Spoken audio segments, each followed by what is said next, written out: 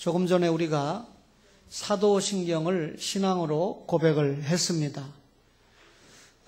신경이 있고 신앙 고백서가 있는데 약간의 차이가 있습니다.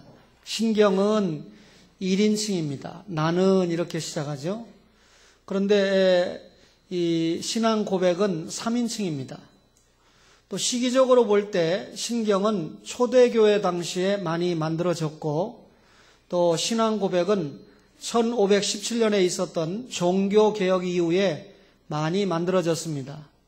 그 내용을 잘 살펴봐도 이 신경은 신앙 고백같이 단문입니다. 그러나 신앙 고백은 장문이라고 하는 사실을 우리가 알 수가 있습니다. 우리 교회나 대부분의 장로교회에서는 1647년에 영국의 웨스트민스터에서 만들어진 웨스트민스터 신앙 고백서를 따라가는데, 여기에 보면 대요리문답이 있고 소요리문답이 있습니다. 대요리문답은 주로 성인들을 상대로 한 문답이고, 소요리문답은 청소년들을 상대로 한 문답입니다. 그런데 그 소요리문답 1조에 보면 사람이 제일 되는 목적이 무엇이뇨? 이렇게 묻습니다.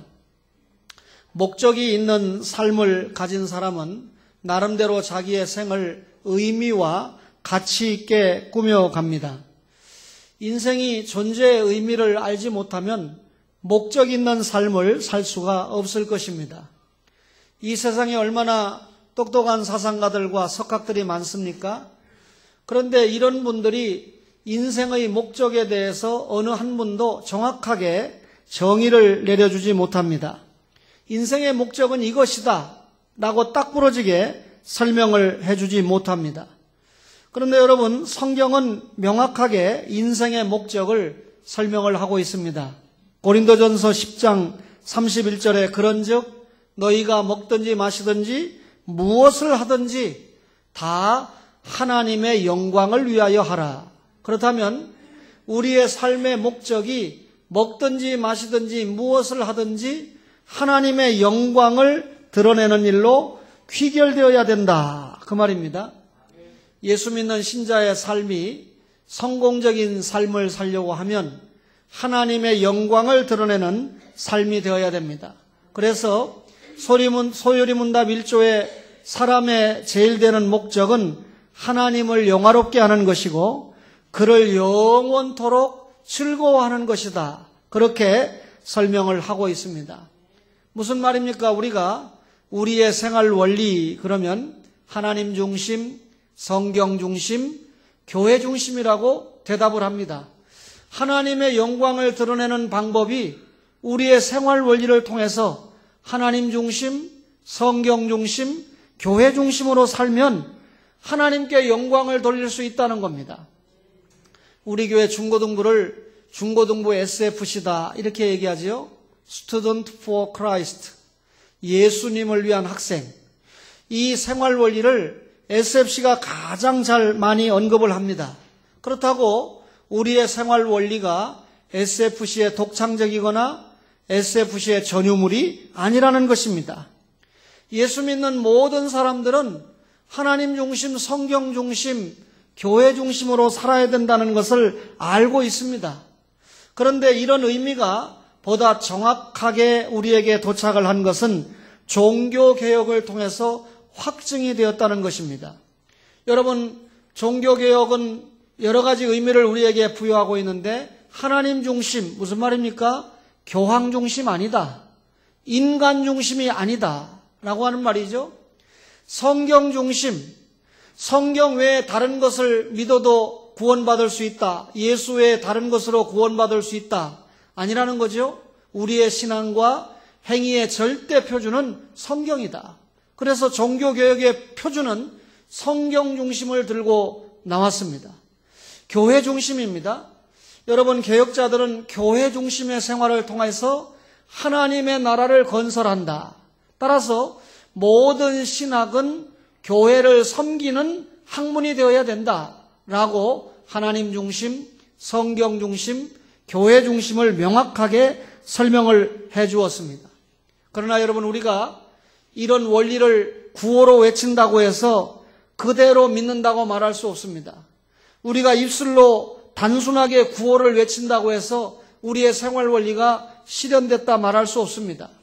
정말 우리가 이 생활 원리를 부르짖는다면 그 부르짖는 구호에 맞는 삶이 수반되어야 된다. 정말 하나님 중심이 돼야 되고, 정말 성경 중심이 돼야 되고, 진실로 교회 중심의 삶이 수반되어야 된다는 겁니다. 근데 여러분, 이 지상의 교회가 완전하지 않습니다.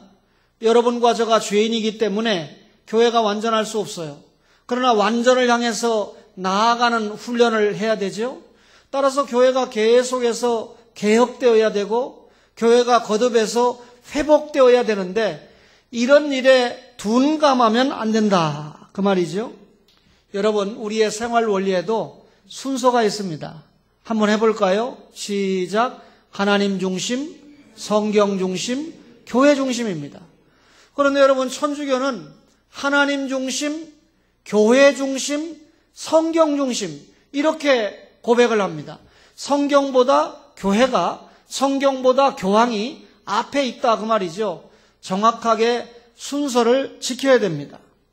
오늘 저는 이 거룩한 주일에 우리의 생활 원리라고 하는 말씀을 전하려고 합니다. 첫째는요, 하나님 중심의 삶이 우리의 원리입니다.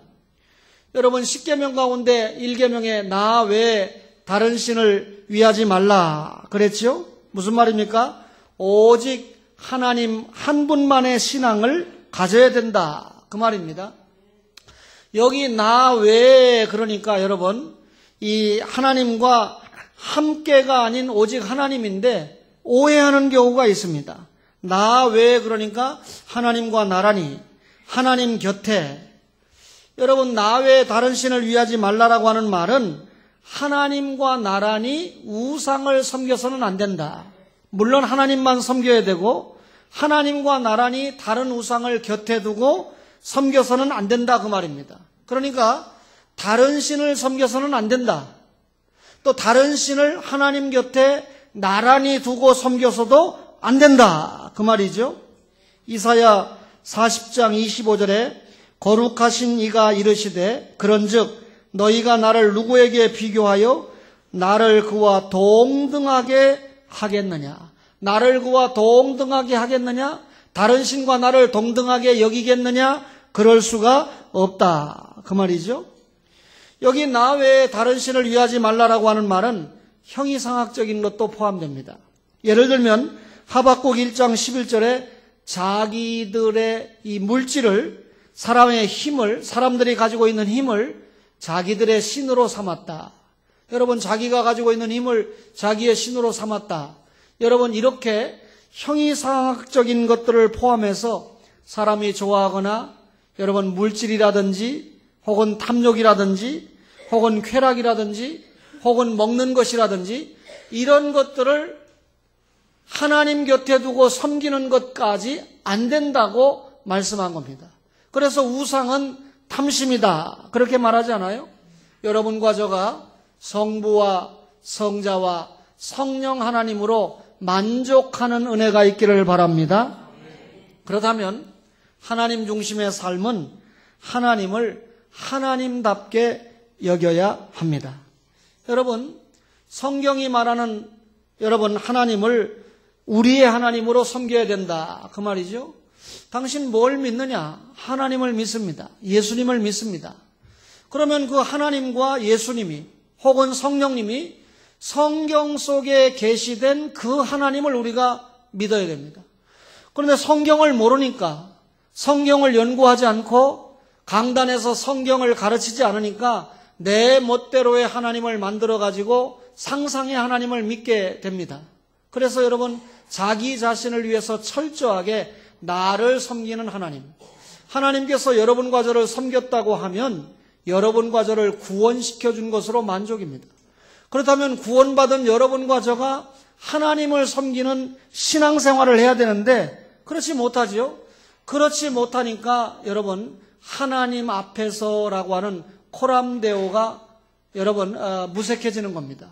하나님 중심의 삶을 사는 사람은 하나님을 하나님답게 여기는데 하나님을 하나님답게 여기는 사람은 항상 하나님 앞에서 예배 드릴 때만 진지하고 경건한 것이 아니라 우리의 주어진 시간과 공간의 일상적인 삶 속에서 나는 언제나 하나님 앞에서 살아간다. 이런 자세를 갖는 것이죠. 신앙의 선배 다윗은 시편 139편 1절 이하에 보니까 자신의 생각을 하나님이 아시고 자신의 행위를 하나님이 익히 아시고 자신의 혀의 말도 하나님께서 아신다. 그렇다면 생각도 아시고 행위도 아시고 말도 아시는 하나님 앞에서 다윗은 항상 하나님 앞에서 살아간다. 이런 고백입니다. 이것이 여러분 하나님을 하나님답게 여기는 것이죠. 하나님 중심의 삶을 사는 사람들은요, 하나님을 주권자로 믿는 삶을 사는 것입니다. 로마서 11장 36절에 이는 만물이 주에게서 나오고 주로 말미암다가 주에게로 돌아갑니다. 여러분, 만물이 주에게서 나온다. 주님이 창조자라는 말이죠. 만물이 주로 말미암다가, 이 말은 주님이 통치자라는 말이죠. 만물이 주에게로 돌아간다. 이 말은 만물에 대한 결과를 취하시고 심판하시는 분도 하나님이시라는 것입니다. 따라서 그분을 창조자와 통치자와 심판주로 고백하는 것이 하나님을 주권자로 믿는 것이죠. 하나님을 주권자라고 믿는다고 하면서도 주권자의 의도대로 살려고 노력하지 않고 내 주장, 내 뜻대로 살려고 한다면 하나님 중심의 삶을 산다고 말할 수 없을 것입니다. 여러분과 제가 하나님 중심의 삶을 산다고 하는 말은 하나님께서는 영광받기를 원하신다는 것을 아는 것입니다. 시편 24편 1절에 땅과 거기에 충만한 것과 세계와 그 가운데 사는 자들은 다 여호와의 것이로다. 하늘과 땅과 그 가운데 지음받은 모든 것들이 하나님의 것이라는 겁니다. 여러분, 하나님과 피조물을 정확하게 구별해야 하나님께 영광을 돌릴 수 있습니다. 하나님과 피조물을 구별하지 못하니까 고목나무에 가서 빌고 여러분 바위덩어리 앞에 가서 비는 것 아닙니까? 이사야 43장 21절에 여러분, 이 백성은 내가 나를 위하여 지었나니 나를 찬송하게 하려 함이니라. 하나님이 백성을 지은 이유가 하나님께 찬송하도록, 하나님께 영광을 돌리도록 지었다. 여러분과 저는 다른 피조물과 달리 하나님께 영광을 돌리도록 지음을 받았습니다. 그래서 하나님의 형상대로 지음받은 것입니다. 용서하세요. 제가 참 사랑하고 존경하는 우리 신영철 집사님에게 무슨 텔레비전 봅니까? 그러니까 다른 건 잘 안 보는데 동물의 왕국은 본대요. 그래서 저도 동물의 왕국을 보기 시작했는데 어제 잠깐 동물의 왕국을 보니까 호랑이가 지 엄마하고 여왕 다툼을 하는데 자기 엄마입니다. 엄마 호랑이하고 싸워가지고 상처를 내가지고 자기 어머니가 도망을 갑니다. 그래서 결국 이 딸 호랑이가 이 숲속에 제왕이 되는 그 프로를 어제 방영하는 것을 보고 참 호랑이 그거 못됐다. 여러분, 부모도 모르는 거 아닙니까? 동물의 왕국을 보고 제가 많이 깨달았습니다. 여러분, 부모도 모르는 동물이 하나님을 영화롭게 하고 섬기겠습니까?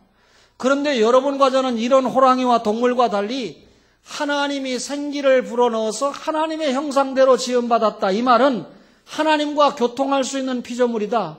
영적인 피조물이다. 그 말입니다. 그렇다면 하나님이 우리를 지은 목적대로 하나님께 영광 돌려드리는 삶이 하나님 중심의 삶의 원리를 수행하는 것입니다. 믿으시기 바랍니다.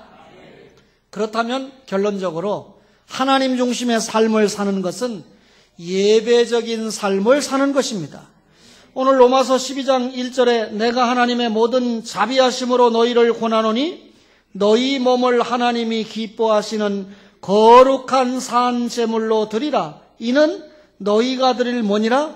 영적 예배니라. 그랬습니다. 구약시대 때 하나님 앞에 예배 드리려고 하면 제물이 죽어야 됩니다. 여러분, 재물도 아무 재물이나 죽나요? 여러분, 흠없고 점없는 순전한 암컷이, 수컷이 죽지요? 여러분, 구별되었다. 재물이 구별되었다. 그 말입니다. 구별된 예배를 드렸다. 그 말이죠. 오늘 여러분과 저가 하나님 앞에 예배를 드릴 때도 구별된 예배를 드려야 된다. 예배 시간만 11시 시키고 또 예배의 장소만 교회에 올라와서 예배를 드린다고 예배를 잘 드린다 이렇게 말할 수 없어요. 여러분과 저가 물론 정해진 공예배를 잘 드려야 되지만 우리의 삶 자체가 하나님 앞에 예배가 돼야 된다. 그 말이죠.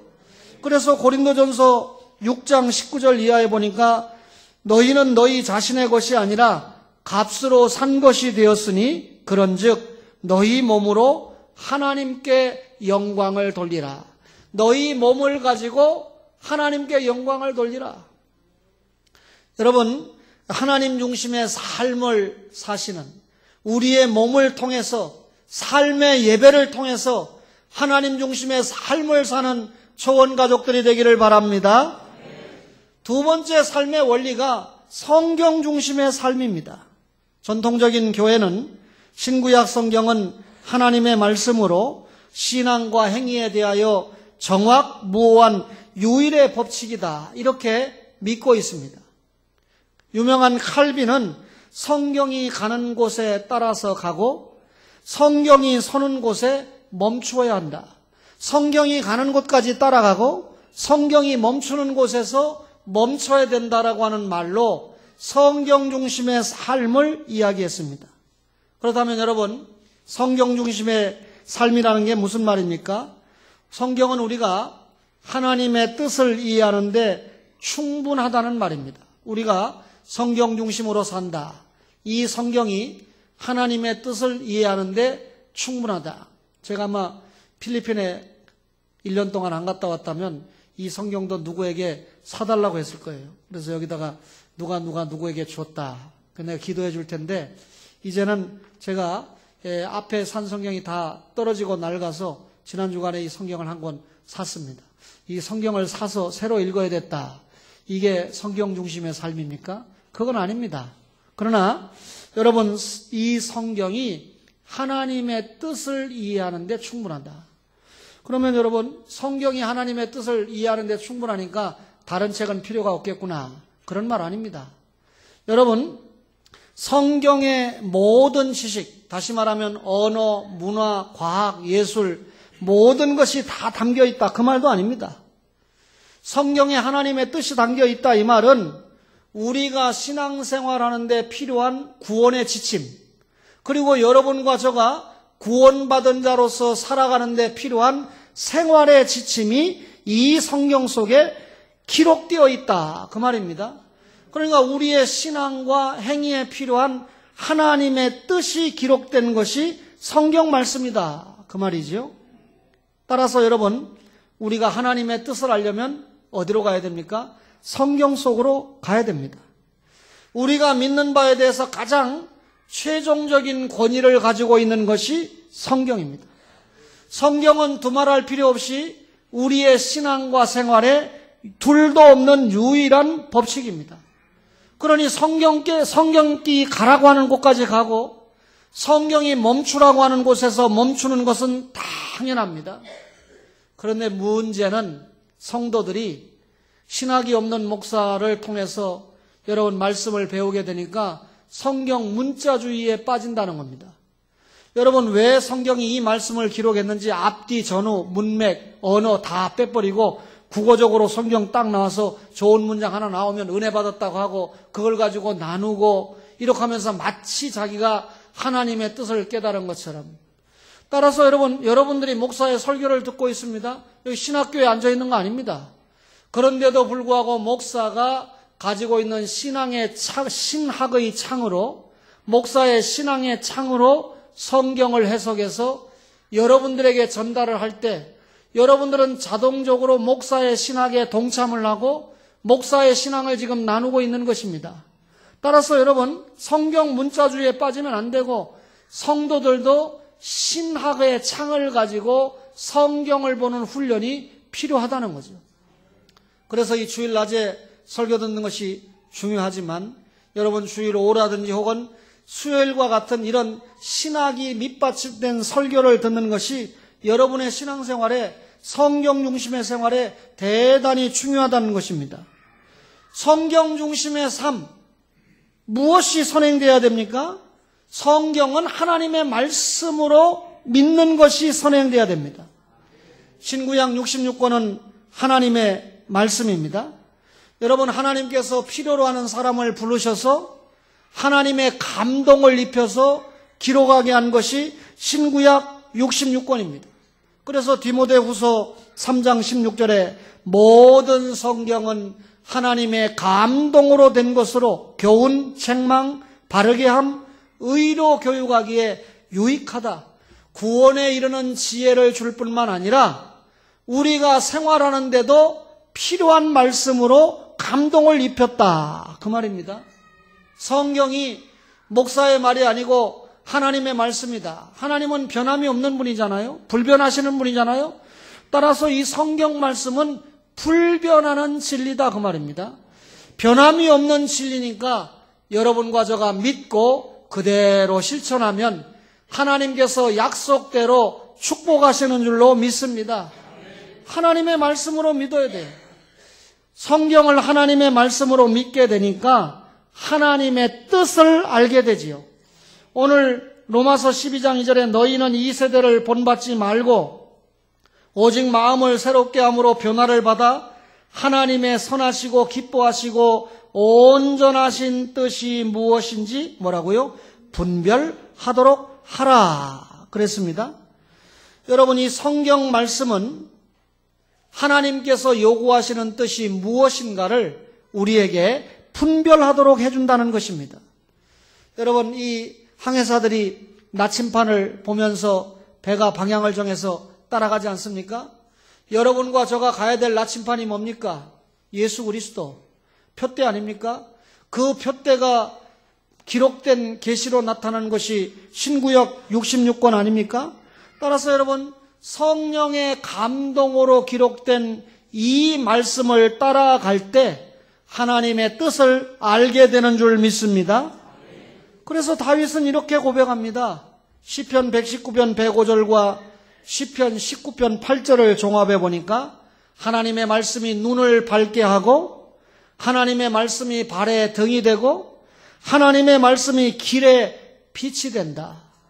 이스라엘 백성들이 애굽을 나와서 구름기둥, 불기둥의 인도를 받아서 가나안 땅으로 이동을 했던 것처럼 여러분과 저가 하나님이 의도하시는 뜻대로 이동을 하고 삶을 살아야 되는데 그 하나님의 뜻의 뭉치가 신구약 66권이다. 그 말이죠. 우리가요, 하나님 중심의 삶을 살면 승리의 삶의 원동력이 됩니다. 말씀대로 사는 것이 승리를 주는 삶의 원동력이 된다. 그 말입니다. 여러분, 다윗이 아들 솔로몬을 불러서 왕위를 물려주면서 유언을 합니다. 자기 생을 다 끝내고 이제 마지막 이 왕위를 물려주면서 열왕기상 2장 3절에 보면 하나님께서 정해주신 법률과 계명과 율례와 증거를 모세의 율법대로 지켜라.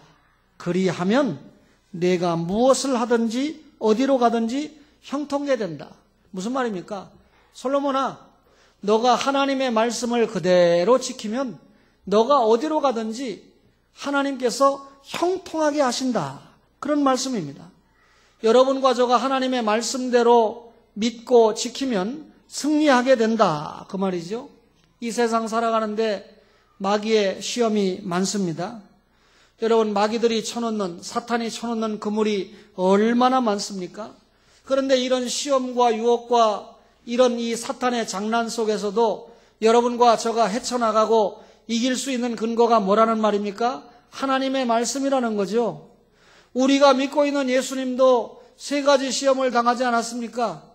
마태복음 4장에 보면 공생애를 시작하면서 당하는 예수님의 시험을 예수님이 무엇으로 이겼습니까? 기록되었으되, 기록되었으되, 기록되었으되. 다시 말하면 하나님의 말씀을 통해서 이겼다는 거죠.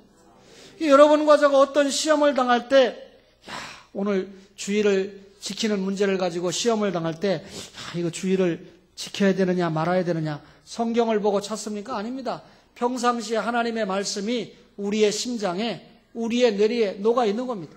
그래서 하나님의 말씀에 오케이 하면 그대로 가고 하나님의 말씀이 안 된다고 하면 역시 그대로 순종하는 것이 여러분과 저가 승리의 삶을 사는 모습 아니겠습니까?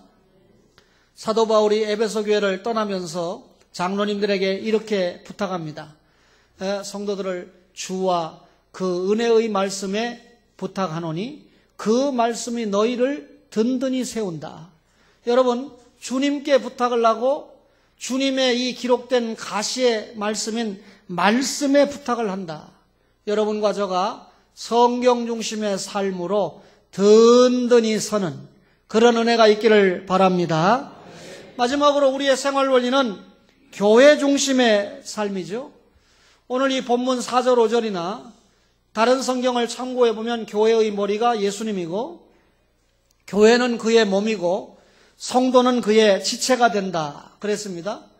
그러면 여러분 머리와 몸은 하나인데 지체는 여러 개지요. 구속받은 성도의 집단이 교회라고 하는 의미입니다. 원래 교회 에클레시아라고 하는 말은 밖에서 불러냈다 이 말이죠. 여러분 언어도 다르고 생김새도 다르고 여러 가지가 다르지만 하나님께서 밖에서 불러냈다. 어디로 불러냈습니까? 예수 밖에 있던 사람들을 예수 안으로, 교회 밖에 있던 사람들을 교회 안으로 불렀다 그 말입니다.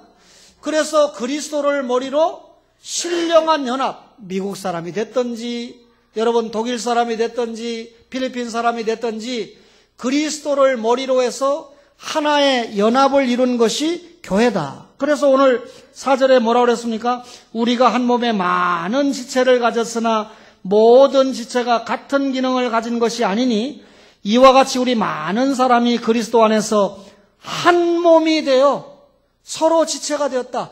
그리스도 안에서 한 몸, 그리스도 안에서 한 신앙, 그리스도 안에서 똑같은 신앙 고백을 하는 한 몸이 되었다. 여러분, 하나님은 이렇게 세우신 공동체인 교회에 우리를 소속시키도록 합니다. 하나님은 교회에 여러 고난을 맡기셨습니다. 그래서 여러분과 저는 지역교회에 소속이 돼야 됩니다. 그리고 그 교회의 치리에 복종을 하고 그 교회를 통해서 신앙생활을 정진시켜 가야 되는 것입니다. 성경 중심의 삶이 우리에게 승리를 보장한 것처럼 우리가 교회 중심의 삶을 살 때 신령한 삶의 동력을 얻을 수가 있습니다.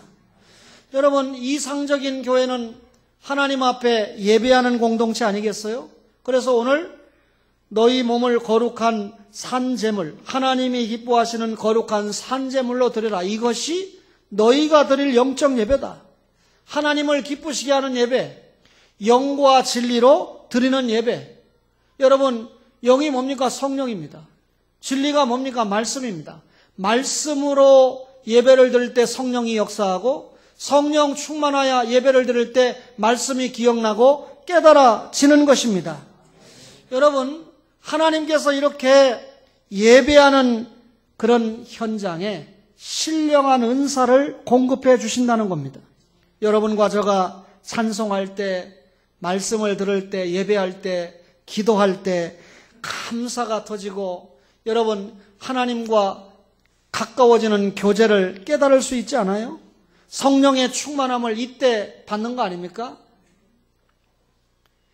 여러분, 오늘 이 초원에 속한 모든 가족들이 개개인에도 의미가 있지만 복수로 구성된 성도들에게 더 큰 의미가 있다. 그래서 우리가 초원교회라고 말할 때는 나를 포함시킨 모든 가족들을 생각해야 됩니다. 초원교회에 속한 모든 가족들이 교회 중심의 삶을 산다. 여러분, 신령한 삶의 동력을 교회를 통해서 얻는다. 교회 와서 여러분 목사를 보면 여러분 행복해야 되고 목사를 보면 즐거워야 되고, 그죠? 어떻게 하다 보니까 우리 목사의 집무실이 기둥 때문에 목사가 가리워져 있어요. 저에게 참 좋은 것도 있고 조금 불편한 것도 있는데, 여러분 이렇게 활력 있게 신앙생활 하시는 분들 보면 교회 와서 저에게 와가지고 목사님 안녕하십니까 이렇게 인사도 잘 하고 하는데 아마 그렇지 않은 분들은 잘 안 찾아오는 것 같아요. 물론 제가 이 시간에는 설교 준비를 할 것이다, 이 시간에는 혹은 기도할 것이다 생각해서 안 찾아오는 분도 있겠지만 어쨌든 여러분 목사와 자주 만나야 되고 교회와 자주 만나야 되고 들여다봐야 되고 여러분 그런 신앙생활을 해야 돼요. 다시 말하면 교회 중심의 삶의 결론이 뭡니까? 헌신과 봉사로 교회의 일에 참여해야 된다, 그 말입니다. 교회의 지체되는 사람은 항상 몸된 교회를 위하여 봉사하고 헌신해야 됩니다. 교회에 여러 가지 기구와 조직이 있잖아요. 남전도회도 있고 여전도회도 있고 구역도 있고. 그런데 여기에 속한 모든 구성원들이 여러분 이 직분자로, 또 직분자가 아니라도 자기에 맡겨진 모든 사명을 감당할 때 교회가 든든히 세워져 간다는 것이죠. 여러분 우리가 하나님 앞에 받은 재능이 얼마나 많습니까? 오늘도 사랑하는 딸 하나가 필리핀에서 와서 저 멀리 답심리에서 여기까지 왔으니까 여러분 답심리가 어딘지 알아요? 서울하고도 끝이 답심리입니다. 그러니까 답심리에서 여기로 온다는 건 뭐 참 대단한 일인데 그것도 길도 잘 모르는데 와서 예배를 드리는데 저에게 얼마나 감동이 있겠어요. 필리핀에서 적어도 여러분 주님을 따라가는 성도들 가운데 신목사를 따라왔다. 그것도 대학생이. 그것도 오늘 참석한 소영이는 교회 다닌 지 아마 1, 2년이 됐을까 말까. 저 딸이 필리핀에 유학 안 갔으면 큰일 날 뻔했습니다. 필리핀에 유학 안 갔으면 아직도 한국에서 대학 다니면서 부어라 마셔라 하면서 친구들이랑 놀고 다닐 거 아니에요. 그런데 필리핀에 가서 주님을 만나서 새벽 이슬교에 와서 신앙생활 하면서 신목사와 1년 동안 또 지금 박희경 목사님과 신앙생활 하다가 예외 없이 방학 때 지금 나왔어요. 필리핀 교회는 지금 방학이라 학생들이 다 나가고 부모님들이 다 나가서 염려입니다. 그러나 여러분 하나님이 채워주실 줄 믿습니다. 여러분 우리가 가지고 있는 여러 가지 재능, 제가 필리핀에 가서 우리 젊은 친구들이 앞에 다 나와서 찬양 인도하고 하는 모습이 우리 초원교에서 재현이 됐으면 참 좋겠다. 요즘 이제 조금씩 우리 창민이를 통해서 또 다른 친구들을 통해서 재현이 돼가고 있으니까 감사한데 앞으로 그 모습은 좀 좋은 건 우리가 또 배우고 개성을 해야 되잖아요. 여러분 우리가 가지고 있는 재능을 통해서 하나님의 교회를 가꾸고 하나님의 교회를 섬기는 일에 사용받아야 됩니다. 어제 제가 이웃교회의 안수 집사님 7분 또 권사님 10분을 세우는 교회 가서 축사를 했습니다. 금요일 날 우리 성도님들이 저를 위해서 얼마나 축사를 잘해달라고 기도를 해서 그런지 참 별일이 다 있습니다. 한번 확인해 보세요. 여러분 순서가 얼마나 많은지 제 책상 위에 그 순서가 있어요. 근데 제가 끝에서 두 번째 순서인데 제가 축사를 마치고 나니까 무슨 약속이나 한 것처럼 박수를 많이 치더라고요. 뭐 자기 목사 박수 받았다는데 감동받는 사람도 없어요. 제가 간단하게 이야기했습니다. 바울은 교회관이 자기 피로 사신 교회였다. 교회는 하나님이 세우셨고 또 십자가의 고난의 결정체, 피로 십자가의 고난의 결정체로 세워졌다. 그리고 조금 전에 이야기했잖아요. 성도들을 주와 그 은혜의 말씀에 부탁하는 목회를 했다.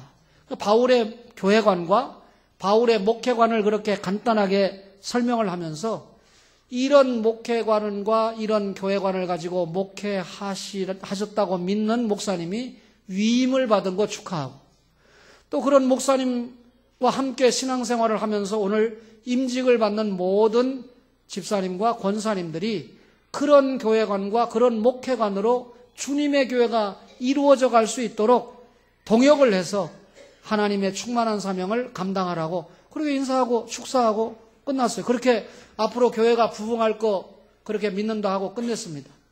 그런 축사를 하면서도요, 우리 교회가 그렇게 돼야 되는데. 할렐루야. 새롭게 우리는 그렇게 많은 분을 세우지 않지만 새롭게 집사님 1분, 권사님 3분, 뭐 내년에도 또 이런 일이 이어져야 된다고 봐요. 그렇죠? 이런 집사님과 권사님이 피택을 받고 또 임직을 12월 달에 받기까지 교육을 이번에는 아주 야무지게 풍성하게 하고, 그래서 앞으로 계속해서 초원교회 직분자들이 세워질 때 우리는 이렇게 하는 것이 표준이다. 앞에는 제가 좀 잘 못한 일이 있어요. 교육을 야무지게 못한 것도 있고. 그런데 여러분, 못한 것을 후회만 하면 됩니까? 목사 자체가 회개를 하고 교회가 새롭게 발전해 가야 돼. 또 목사 혼자 다 못하는 거 있습니다. 이제는 뭐 부목사님도 계시고 또 전도사님도 믿을 수 있는 분이기 때문에 우리가 종합적으로 입체적으로 공부를 해서 정말 하나님 중심, 성경 중심, 교회 중심의 집사님, 교회 중심의 권사님이 될 수 있는 그런 교육을 해서 우리 교회가 기존의 장로님들과 기존의 권사님들과 하나가 돼서 정말 개혁교회의 기치를 거는 그런 은혜가 있기를 주의 이름으로 축원합니다. 필리핀 교회가 집세 못 내면 우리가 한두 달 메꿔주면 되지 뭐 그게 겁납니까? 근데 이렇게 얘기하면 정찬매 장로님 얼굴이 찌그러져요. 저분이 믿음이 없어서가 아니라 목사님 재정이요. 여기저기에 다 쓰고 나니까 재정이요. 아니 어느 집사님이 최 집사님이 11조도 그렇게 많이 해주는데 부족해요? 제가 부산에 박희경 목사님 졸업한 신학교에 가서 제가 가정 세미나 했어요. 다음 달이 내일 모레가 가정의 달 아닙니까? 그래서 늘 신학을 하다가 가정사역에 세미나를 했어요. 그러니까 가정과 교회 바로서기 얼마나 좋습니까? 책을 한 권씩 딱 돌리고 필요한 사람들은 사라. 내가 50%에 구입했으니까 50%에 준다. 그런데 여러분들이 사는 이 책값은 전부 여러분 선배가 고생하는데 선교비로 지원하겠다. 야, 학생들이 믿음 있대요. 그러니까 정가 다 내놓고 샀어요. 정가를 다 내놨어도 제가 가져온 값이 있는데 가져온 값도 빼버리고 제가 다 선교비로 보내려고 합니다. 여러분 그거 가지고 부족해요. 그래서 제가 오늘 아침에 도착하자마자 교회 오자마자 서울신학교에 처장님에게 편지를 썼어요. 내가 구약을 강의하는 교수인데 다음 달이 5월 아니냐? 가정의 달 아니냐? 학생들이 다 교회 가서 설교하고 가르치는데 이거 좀 배워야 될 거 아니냐? 그래서 내일 내가 특강을 하려고 그러는데 부산신학교에서는 이런 일이 있었다. 서울신학교에서는 어떡할래? 허락하면 내가 내일 특강하고 책을 파는데 이 책은 전부 박희경 목사님의 이 선교비로 후원을 하겠다. 그런데 뭐 만약에 허락 안 하면 제가 이번 학기로 강의는 끝입니다. 사랑하는 초원의 가족 여러분, 여러분들 가운데 복을 많이 받아서 목사가 설교 중에 한마디 하면 그 톤을 보면 야 100만 원이 필요하구나 50만 원이 필요하구나 감당해도 망하지 않습니다. 안 감당해가지고 그렇게 사는 것보다 감당하면서 복을 받는 초원의 모든 가족들이 되시기를 주의 이름으로 축원합니다. 조건 하나님 중심, 성경 중심, 교회 중심입니다. 할렐루야.